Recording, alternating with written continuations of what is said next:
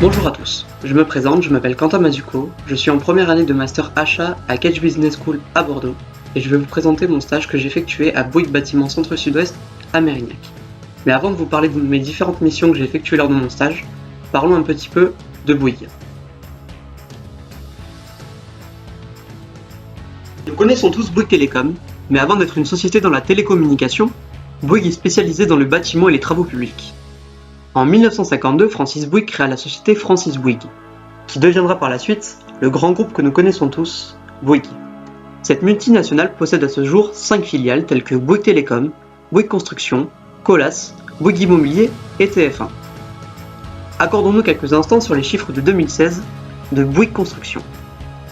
Bouygues Construction, c'est 11,8 milliards de chiffre d'affaires, un carnet de commandes de près de 20 milliards d'euros, plus de 50 000 collaborateurs à travers le monde, 3 secteurs d'activité tels que les infrastructures, le bâtiment et l'industrie, mais sa force majeure à cette multinationale est son implantation dans plus de 80 pays à travers le monde.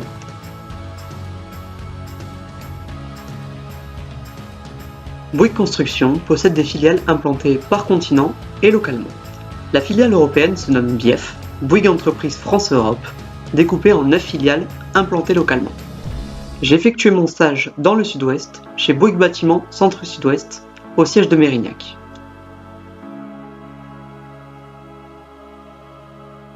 Lors de mon stage, j'ai intégré l'équipe enveloppe du bâtiment, principalement le lot menuiserie extérieure.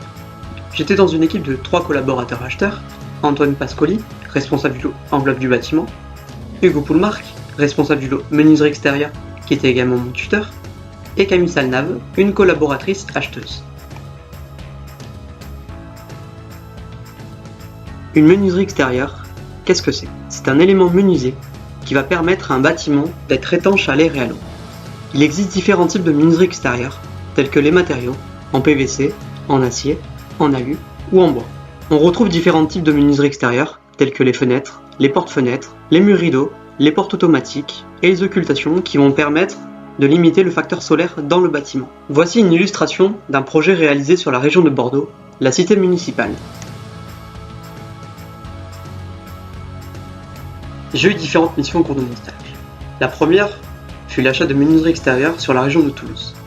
Le commanditaire de ce projet était Lidl pour la construction d'une plateforme logistique à Baziège précisément. Un projet d'achat se divise en plusieurs points. J'ai dû analyser le besoin du client par le biais d'un cahier des charges appelé un CCTP.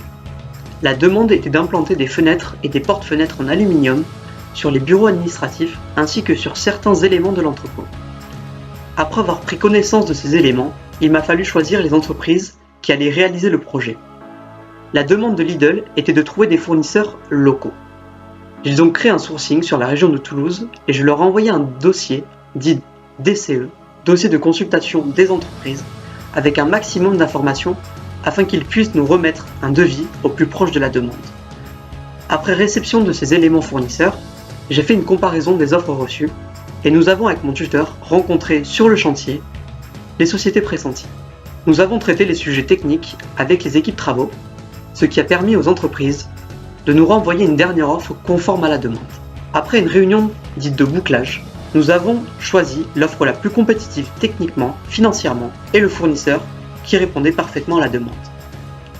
J'ai finalement terminé le projet par la commande sur le logiciel d'achat Achat+. Le travail d'acheteur en menuiserie extérieure s'arrête là. Nous n'interviendrons plus sur le chantier, sauf s'il y a des problèmes liés aux fournisseurs, tels que les délais de livraison ou de fourniture. J'ai effectué un autre projet similaire à celui de la plateforme logistique Lidl. La zone géographique était différente, c'était sur le Tech, au niveau du bassin d'Arcachon. C'était un projet d'habitation, et le matériau utilisé était du PVC. Le projet s'est relativement bien passé dans l'ensemble. Nous avons terminé le projet fin juillet 2017, et la petite problématique, nous avons eu du mal à trouver un poseur sur la région du bassin. Un de mes responsables, Émeric Martinez, m'a demandé de benchmarker les ratios de prix de pose pour les menuiseries extérieures sur l'ensemble des filiales de France. Après réception des données des différentes filiales, je les ai compilées en un tableau qui nous servira de référence et nous permettra de définir les possibilités d'optimiser ces ratios. J'ai fait comme dernière mission un sourcing général sur le centre et le sud-ouest afin de trouver des poseurs dans les différentes régions afin d'aider mes collaborateurs à trouver des fournisseurs et des poseurs dans les régions dans lesquelles nous travaillons. La problématique en tant qu'acheteur en menuiserie extérieure est bien sûr de trouver des personnes qui vont poser nos menuiseries. C'est donc pourquoi mon responsable m'a donné cette mission. Ce stage m'a permis d'approfondir mes connaissances dans le métier de l'achat. L'avantage de travailler dans le bâtiment, c'est de pouvoir travailler sur énormément de projets variés. Cela m'a permis de me perfectionner dans le relationnel, ma rigueur et dans ma façon de négocier.